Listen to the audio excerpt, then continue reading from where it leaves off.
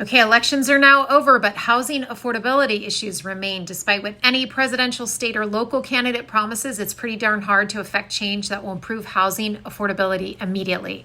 Or is it? Shout out to Byron Lazine from BAM, who shared this on his daily hot sheet on Tuesday, election day. I haven't heard this idea brought to the table before, and I love it. Listen up. One thing I haven't heard either candidate really talk about, which is what I would encourage either candidate that gets in to do on day one. If you really want to impact affordability, you got to impact inventory. You can't impact inventory overnight, but maybe you can. Maybe you can go to all of the homeowners and say, hey, if you've got a second home, an investment property, we're going to give you a 12-month vacation on capital gain taxes. Okay. So holiday on taxes for the next 12, 18 months.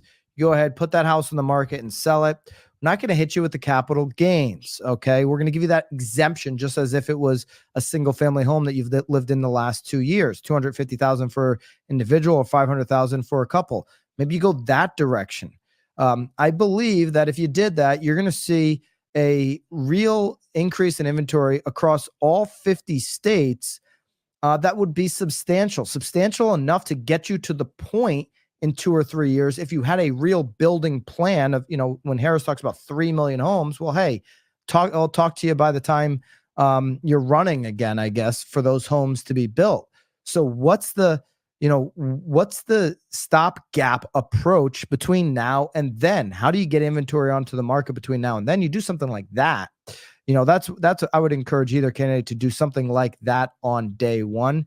The more inventory you can get onto the market, the more you can free up this lock-in effect and start to create affordability through inventory. We're significant amount of homes obviously short to meet demand. I love this idea. A tax holiday like this, I believe, would infuse a massive amount of inventory into the market.